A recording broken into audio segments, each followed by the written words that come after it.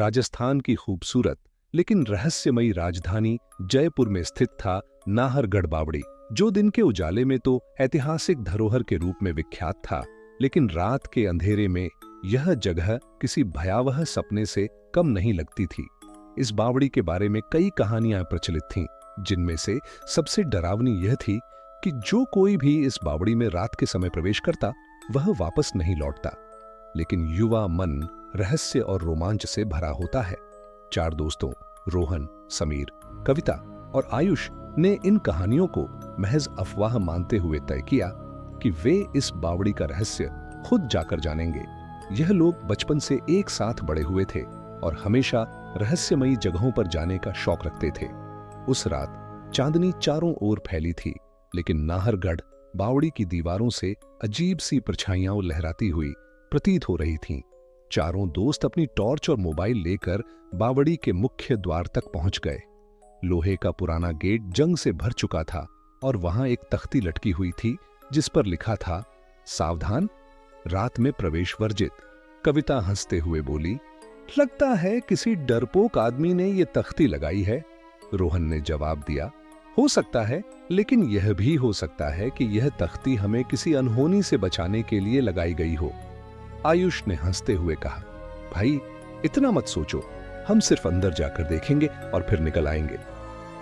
चारों ने गेट को धक्का दिया और बड़ी मुश्किल से वह खुला। अंदर घुसते ही उन्हें ठंडी हवा का झोंका महसूस हुआ। बावड़ी के पत्थर ठंडे और नमी से भरे थे। जैसे ही वे सीढ़ियों से नीचे उतरने लगे, उन्हें हल्की हल्की फुसफुसाहटें सुनाई देने लगी। समीर ने इधर उधर देखा, लेकिन कुछ नहीं था।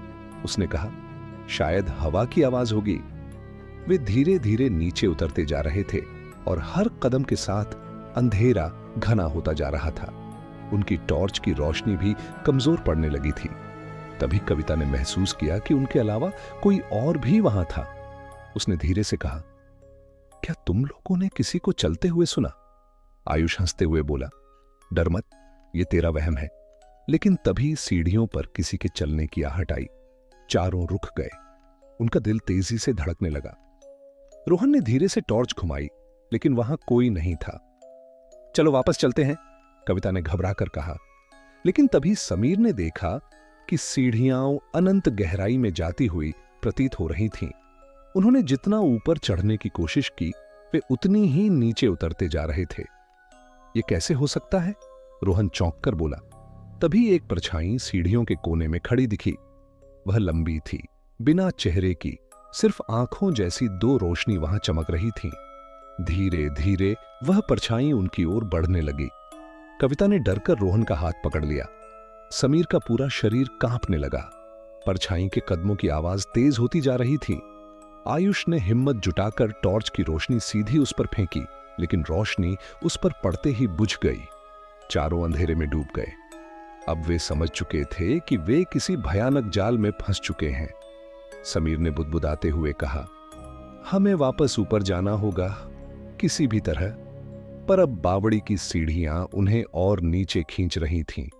वे भागने की कोशिश कर रहे थे, लेकिन सीढ़ियां कभी खत्म ही नहीं हो रही थीं। और फिर वे एक दरवाजे तक पहुंचे जो पहले वहां नहीं था।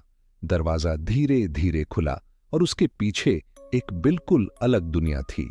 चारों ने देखा कि वे एक पुराने महल में खड़े थे। वहां की दीवारें टूटी फूटी थीं और चारों ओर जले हुए दियों की हल्की रोशनी थी। हवा में एक अजीब सी गंध थी, कुछ जले हुए कपड़ों और राख जैसी। हम कहां आ गए? कविता ने कांपते हुए पूछा। यह दुनिया असली नहीं लग रही, रोहन ने कहा। तभी एक हंसी गूंजी। चारों ने देखा कि महल के एक कोने में एक औरत खड़ी थी। उसकी आंखें लाल चमक रही थीं और उसका चेहरा अधजला था। वह धीरे धीरे उनकी तरफ बढ़ने लगी। समीर ने दरवाजे की ओर भागने की कोशिश की, लेकिन दरवाजा गायब हो चुका था। औरत ने अपनी जलती आंखों से उन्हें देखा और फुसफुसाई, तुम लोग अब यहां से बाहर नहीं जा सकते। अचानक दीवारों से कई हाथ निकल आए और चारों को पकड़ने लगे।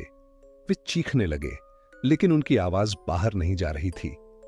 यह जगह हमें जिंदा नहीं छोड़ेगी, रोहन ने डर से कहा। तभी महल की जमीन फटने लगी और उनमें से एक एक कर सब उसमें समाने लगे। चारों दोस्तों ने खुद को बचाने की कोशिश की, लेकिन कोई फायदा नहीं हुआ। अंत में वहां सिर्फ सन्नाटा बचा। अगले दिन कुछ गांव वाले बावड़ी के पास आए। उन्होंने देखा कि वहां 4 मोबाइल फोन पड़े थे जिनकी स्क्रीन टूटी हुई थी। लेकिन सबसे डरावनी बात यह थी कि उन फोन में आखिरी तस्वीर वही थी, एक जलती आंखों वाली औरत की जो मुस्कुरा रही थी। इसके बाद कोई भी उस बावड़ी के बारे में बात नहीं करता, लेकिन कहते हैं जब रात के अंधेरे में कोई वहां से गुजरता है तो उसे 4 दोस्तों की चीखें अब भी सुनाई देती हैं, और बावड़ी की आखिरी सीढ़ी वह अब भी किसी नए शिकार का इंतजार कर रही है।